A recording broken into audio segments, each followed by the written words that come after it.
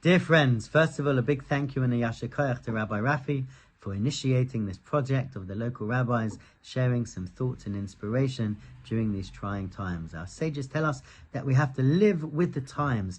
Living with the times means, in a spiritual sense, that the weekly Torah portion has some inspiration and guidance and connects directly to current world events and things that are happening in our own lives.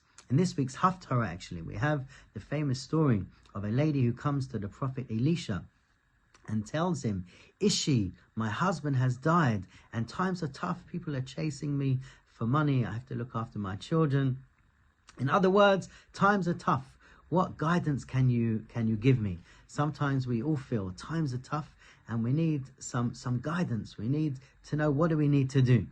The prophet Elisha tells her, take some empty vessels, collect together empty vessels, then take the one pot of oil that you have at home and pour from that pot into all of the empty vessels.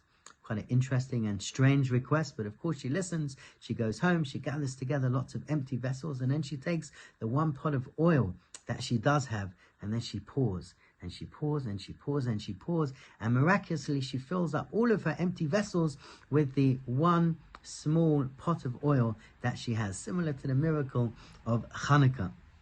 The Alter Rebbe, the first Rebbe of Chabad, tells us that this is a metaphor for life. Ishi, the word for my husband, the lady came to the prophet and said, Ishi, my husband has passed away.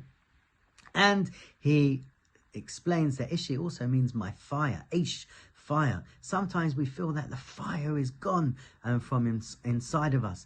Current events are sad and depressing. We know people that are fighting. We know people that have been killed. And our fire has been taken from inside of us. What do we need to do? What does the prophet tell us? What does the Torah tell us? What does God tell us to do? That don't worry, that fire is still there inside of you. Each of us has a soul that connects us to God. We're all here for a purpose. God is in control. Even though we do not always understand, God is in control. Gather together your vessels and pour. Start to do good things. Continue to pray. Start to pray. Do extra mitzvot, light your Shabbat candles, put on a tefillin, do charity. Fill up all of your vessels, and God will show that really that fire is there inside of you, and He will help bring us out of these challenging times. Let's all pray that God brings about a speedy resolution to everything that's going on in Israel, and usher in a time of peace, an era of peace for us all with the coming of Mashiach that should be very speedily in our days. Amen.